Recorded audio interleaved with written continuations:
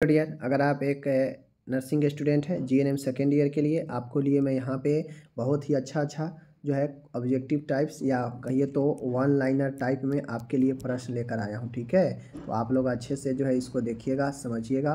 बहुत महत्वपूर्ण ये वीडियो होगा, आपके बहुत सारे नॉलेज, बहुत सारे कंसेप्ट जो है क्लियर करेगा। तो इस हिसाब से जो है आप इसको अच्छे से क्लियर करिएगा। ठीक है, नहीं देखिएगा तो फिर आपको जो है दिक्कत होगा। तो क्योंकि मैं यहाँ पे बहुत अच्छे जब आप पूरा वीडियो देखिएगा तो लगभग आपको मैं यहाँ पे 50 जो है वन लाइनर प्रश्न पढ़ाऊँगा, बताऊँगा, जो आपके एग्ज़ाम के लिए काफ़ी ज़्यादा महत्वपूर्ण होने वाला है। ओके, तो चलिए हम करते हैं शुरू। एग्ज़ाम के लिए तो महत्वपूर्ण होगा ही, साथ में अन्य भी आपको जो है नॉलेज बढ़ाने के लिए भी काफ़ी ज़्यादा यूजफुल होने वाला है। क्योंकि आप पढ़ते हैं नॉलेज के लिए, अगर नॉलेज जो है आपको नहीं होगा तो फिर क्या पढ़ना है। तो पढ़ने के लिए सारा चीज़ें लाए हैं आपके लिए। चलिए देखिए, ठीक है, चलिए सेकेंड ईयर के स्टूडेंट के लिए बहुत ज़्यादा फ़ायदेमंद है। एक ऑब्जेक्टिव टाइप में कहिए या जो भी कहिए, कॉन्सेप्ट आपका क्लियर करेगा। समझ गए? चलिए करते हैं शुरू। तो यहाँ पे कहता है अपगार स्कोर के जो प्रस्तुत करता है, मतलब अपगार स्कोर को जो है किन्होंने लाया। तो अपगार स्कोर जो है डॉक्टर वर्जीनिया अपगार के नाम पर रखा गया। अपगार जो स्कोर है यह डॉक्टर वर्जीनिया अपगार के जो है इन पर जो है इन्होंने लाया और इनके ही नाम पर यह दिया गया। ओके, शिशु को किस अवधि तक नवजात कहा जाता है? तो नवजात कब तक हम लोग इसको कहते हैं? तो माय डियर, नवजात मतलब ये जो नवजात यहाँ पे क्या कहता है, नियोनेंट्स। समझ गए? नियोनेंट्स 0 से 28 दिन यह जो समय होता है यह एक नवजात के लिए होता है। समझ गए?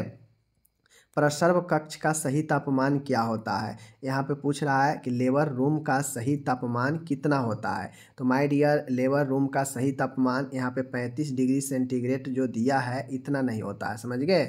यहाँ पे 25 से 25 डिग्री सेंटीग्रेड होगा। समझ गए? लेबर रूम का तापमान। ओके, बच्चों के लिए विकास के सर्वे हेतु प्रयोग में आने वाला टूल्स कौन सा है? कहता है कि बच्चों के विकास के अगर मापना है, सर्वे करना है, तो इसके लिए कौन सा टूल्स आता है? तो एक DDST होता है। DDST का मतलब है TST एक होता है, त्रिवेंद्रम स्क्रीनिंग टेस्ट होता है, और एक होता है यहाँ पे वुड साइड टेस्ट। समझ गए? यह 3 टेस्ट है जिसमें बच्चों के विकास का उपयोग जो है सर्वे किया जाता है इसके द्वारा। DDST, TST, wood side test. Okay, कहता है टेम्पोररी और डेसुडियस टीथ की संख्या कितनी होती है? दूध की दांत जिसको हम लोग बोलते हैं, या अस्थाई जो दांत होता है, यह कितने होते हैं? 20 होते हैं संख्या में। ओके, याद है, पहले भी बता चुके हैं। लाइव एटेनुएट वैक्सीन, लाइव एटेनुएट वैक्सीन कौन कौन सा है? आपके एग्जाम में पूछा जा सकता है, एग्जाम्पल दे देगा, कहेगा कि इनमें से कौन जो है लाइव एटेनुएट टीका नहीं है, और एक का नाम दे देगा नहीं, और 3 का नाम रहेगा कि ये है। तो 3 का नाम देख लीजिए, BCG, MMR, OPV, यह लाइव एटेनुएट टीका है। समझ गए? BCG, MMR, OPV। ओके, आगे है, अब यहाँ पे देखिएगा आप लोग, बहुत ही अच्छा है। कहता है बच्चों में बॉडी टेम्परेचर मापन का सर्वाधिक उपयुक्त तरीका है एक्जिलरी रूट से। समझ गए? बच्चे में एक्जिलरी रूट से जो है सबसे बढ़िया होता है एक्जिलरी रूट से तापमान लेना। बच्चों में प्रोटीन की कमी से उत्पन्न विकार, वही प्रोटीन एनर्जी माल न्यूट्रिशन, PEM, जिसमें क्वास्कियोर और मरासमस 2 होता है। ओके ना? चिकन पॉक्स का कारण किसके कारण होता है? तो आपको पता है चिकन पॉक्स जो है वेरिसेला वायरस के कारण होता है। समझ गए? शिशु में स्तनपान से समान आहार में बदलाव की प्रक्रिया को क्या कहते हैं? तो माय डियर, स्तनपान से नॉर्मल आहार की तरफ जो ले चलने वाला प्रक्रिया होता है, उस प्रक्रिया को जो है हम लोग क्या कहते हैं? वीनिंग कहते हैं। क्या कहते हैं? वीनिंग कहते हैं। तो इसको याद रखिएगा। समझ गए? आगे है, कहता है फोटोथेरेपी का प्रयोग करते समय प्रकाश स्रोत व बच्चों के मध्य सही दूरी कितनी होनी चाहिए? मतलब जो लाइट ट्यूब लगा होता है वहाँ से और बच्चे का बीच का जो दूरी हो वह 45 सेंटीमीटर तक का होनी चाहिए। ओके, 45 सेंटीमीटर तक का। ओके, चलिए आगे हम लोग यहाँ पे देखते हैं। कहता है माय डियर, यहाँ पे सरकमसीजन प्रोसीजन किस स्थिति के उपचार हेतु किया जाता है? कहता है सरकमसीजन प्रोसीजन किस स्थिति के उपचार हेतु किया जाता है? तो फिमोसिस होता है। फिमोसिस का मतलब क्या होता है कि बच्चा का जो पेनिस होता है उस पर से आगे वाला जो स्किन होता है नहीं हटता है, तो उसे फिमोसिस कहता है और इसके लिए सरकमसीजन किया जाता है। ओके, बोलते हैं, कहता है वृद्धि और विकास में क्या अंतर है। तो वृद्धि और विकास में क्या अंतर है, तो वृद्धि होता है कि आपका, वृद्धि का अर्थ है शरीर के ऊतकों के आकार में वृद्धि होना, समझ गए। विकास का अर्थ होता है कि मेंटली विकास होना, समझ गए, जिसमें तर्क क्षमता ये सब जो है बढ़ोतरी होता है, समझ गए।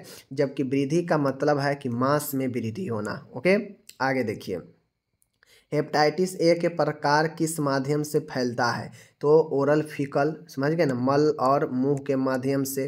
नवजात में पीलिया के उपचार हेतु कौन से तकनीक थेरेपी दिया जाता है, फोटोथेरेपी, पता है आप लोग को। ओके, कहता है इन्फेंसी का अर्थ क्या है, 0 से 1 वर्ष की आयु इन्फेंट में आता है, समझ गए।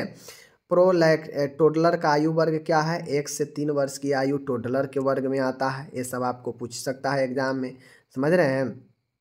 प्रोलैक्टिन हार्मोन, समझ गए, प्रोलैक्टिन हार्मोन स्रावन किस अंतःस्रावी ग्रंथि द्वारा होता है, तो आपको पता होना चाहिए, प्यूट्रिट के एंटेरियर लोब के द्वारा, समझ गए। चूँकि प्यूट्रिट में 2 लोब, एंटेरियर पोस्टेरियर, तो एंटेरियर लोब के द्वारा प्रोलैक्टिन हार्मोन का सिक्रेशन होता है। मीजल्स वैक्सीन का स्टोरेज तापमान +2 से +8 डिग्री सेंटीग्रेड, यह मीजल्स का टीका का स्टोरेज है, समझ गए। नवजात बच्चों में हीमोग्लोबिन स्तर कितना होता है, 18 से 20% के आसपास होता है। ओके, मिकोनियम क्या है, तो मिकोनियम जो है न्यू बॉर्न बेबी का जो है क्या होता है, न्यू बॉर्न बेबी का क्या होता है आपका, मिकोनियम जो है न्यू बॉर्न बेबी का फर्स्ट स्टूल होता है, समझ गए, फर्स्ट स्टूल। कहता है शिशुओं में डायरिया का प्रमुख कारण क्या है, तो शिशुओं में डायरिया का जो प्रमुख कारण होता है रोटा वायरस का संक्रमण, समझ गए। आगे है यहाँ पे, कहता है फोटोथेरेपी से उत्पन्न जटिलता क्या होता है, तो फोटोथेरेपी देने के बाद बच्चे में जटिलता ब्रॉन्ज बेबी सिंड्रोम, डिहाइड्रेशन, निर्जलीकरण और स्किन पर चकत्ते हो सकते हैं, ये सब जटिलता है। प्लेगरा का प्रमुख लक्षण 3D होता है, डेमनेशिया, समझ गए, डर्मेटाइटिस, डायरिया। प्लेगरा का 3D होता है, D for dementia, D for dermatitis, D for diarrhoea. Okay, आगे चलिए, कहता है अस्थमा का कारण क्या है, तो अस्थमा का कारण होता है एलर्जन के प्रति श्वसन मार्ग का अति संवेदनशील होना। तो अस्थमा का जो कारण होता है कि किसी एलर्जी के प्रति श्वसन मार्ग बहुत ज़्यादा हाइपर सेंसिटिव हो जाता है। ओके, किन परिस्थितियों में ब्लड ट्रांसफ्यूजन की आवश्यकता होती है, तो हेमरेज, रक्तस्राव होने के बाद, सर्जरी के बाद, हेमोलाइसिस के कारण, रक्त में हुई हानि के कारण, इन सभी जो है कंडीशन में जो है आपके ब्लड ट्रांसफ्यूजन करना पड़ता है। ओके, आगे है यहाँ पे देखिएगा, कहता है मास्क लाइक फेस किस बीमारी का चिन्ह है, मतलब जो नहीं देखते हैं मुखौटा के समान जो है फेस हो जाता है, तो वह पार्किंसन डिजीज में हो जाता है, समझ गए, पार्किंसन डिजीज में। ट्रेकियोस्टोमी हेतु सही साइट क्या है, तो between 2 and 3rd trachea ring, मतलब जो ट्रेकिया रिंग होता है, इस ट्रेकिया रिंग के दूसरे और तीसरे के बीच में जो है सही साइट है, समझ गए। कहीं कहीं आपको तीसरा टू चौथा भी दिया रहेगा, तो ये आपको समझना है। CRF मरीजों में एनीमिया का क्या कारण है, तो डिफिशियंसी ऑफ एरिथ्रोपोएटिन। CRF के जो मरीज होते हैं उनमें जो है एरिथ्रोपोएटिन का भारी कमी होता है, समझ गए, तो ये चीज़ को ध्यान में रखिएगा। एरिथ्रोपोएटिन जो है आपको कहाँ से बनाता है, कौन सीक्रेट करता है, कमेंट कीजिए। कहता है लंबर पंक्चर के दौरान मरीज को किस पोजीशन में लिटाया जाता है, तो जब LP किया जाता है, समझ गए, CSF निकालने के लिए पीठ रीढ़ के हड्डी से लंबर पंक्चर किया जाता है, रीढ़ के हड्डी में इंजेक्शन लगा के उसमें से जो है CSF तरल निकाला जाता है, तो इसके लिए साइड लाइंग या सिटिंग पोजीशन में पेशेंट को रखा जाता है, समझ गए, किस पोजीशन में, साइड लाइंग या सिटिंग पोजीशन में, समझ गए। आगे है मरीज के चेतना स्तर का असेसमेंट कैसे किया जाता है, तो एक होता है GCS, समझ गए, Glasgow coma scale. Glasgow coma scale जो होता है इसके जरिए हम कॉन्शनेस लेवल का चेक करते हैं पेशेंट में। ओके, अब यहाँ पे है, कहता है एपेंडिसाइटिस के मरीज को दर्द किस साइट पर होता है। तो जो पेशेंट को अगर एपेंडिसाइटिस है, इन्फ्लामेशन ऑफ अपेंडिक्स, तो मैकबर्नी साइट होता है पॉइंट, वहाँ पे यह दर्द होता है। समझ गए। हेड इंजरी के बाद मेनिनटोल थेरेपी का कारण क्या है। अगर पेशेंट को हेड इंजरी होता है, हेड में अगर चोट वोट लगता है या फिर हेड इंजरी होने के बाद मेनिटोल थेरेपी दिया जाता है, आईवी मार्ग से मेनिटोल दिया जाता है। मेनिटोल का काम होता है कि यह आईसीपी लेवल को कम करता है, यानी इंट्राक्रेनियल जो प्रेशर होता है, जो दिमाग में प्रेशर लगाता है जिसके कारण हेडेक शुरू होता है, तो उसको कम करता है हेड इंजरी में। समझ गए।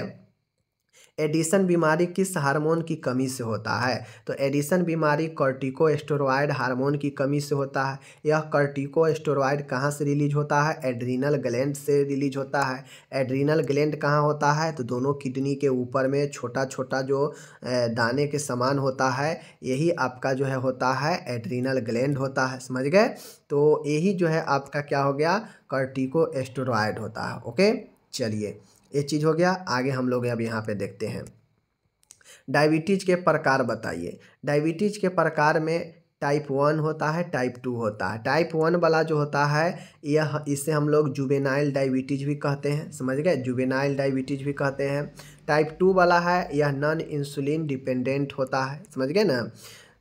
उसके बाद यहाँ पे आप लोग देखिएगा, बहुत अच्छा है। हेपेटाइटिस के प्रकार में आप लोग को पता है कि 5 प्रकार के हेपेटाइटिस होता है, ए से लेकर ई तक होता है। समझ गए, याद रखिएगा। आगे है, आईवी एनेस्थेटिक एजेंट का उदाहरण क्या है। माय डियर, आईवी मार्ग से जो एनेस्थेसिया दिया जाता है उसमें थियोपेंटल सोडियम और केटामाइन। समझ गए, केटामाइन, थियोपेंटल सोडियम। ओके, आगे चलते हैं। हाइपोग्लाइसेमिया कहलाता है जब ग्लूकोज लेवल कितना से कम हो जाता है। तो माय डियर, जब 50 से 60 के बीच में अगर आपका ग्लूकोज लेवल आ जाता है तो इस कंडीशन को हाइपोग्लाइसेमिया कहते हैं। समझ गए। जब शर्करा ग्लूकोज का लेवल अगर इससे कम आ जाए या इतना के बीच में आ जाए तो उससे हाइपोग्लाइसेमिया कहते हैं। ओके, फिर पेशेंट को बहुत ज़्यादा प्रॉब्लम होने लगता है। बीपी बढ़ाने में काम में आने वाली ड्रग्स कौन सा है, एड्रेनालाइन, डोपामाइन, अट्रोपिन। ये दवाई सब है जो आपके बीपी को बढ़ाते हैं। बीपी अगर किसी को कम जाता है तो उसमें बढ़ाने वाला दवाई एड्रेनालाइन है, डोपामाइन है, एट्रोपिन है। ओके, आगे हम लोग देखेंगे, हीमोडायलिसिस के दौरान नर्स को क्या सावधानियां रखनी चाहिए। अगर किसी पेशेंट में हीमोडायलिसिस होता है तो उसमें क्या सावधानियां रखनी चाहिए। तो यूनिवर्सल प्रिस्क्रिप्शन जो है अपनाएंगे, वेट जो है पेशेंट का हमेशा देख रेख निगरानी करेंगे, वाइटल साइन हमेशा मॉनिटरिंग करते रहेंगे और हेमरेज का मॉनिटरिंग करते रहेंगे कि ब्लड हानि कहाँ से कितना हो रहा है। समझ गए ना। चलिए आगे चलते हैं। कहता है पेरी ऑपरेटिव नर्सिंग केयर क्या है। तो पेरी ऑपरेटर का मतलब होता है कि care of patient before, during and after surgery. समझ गए।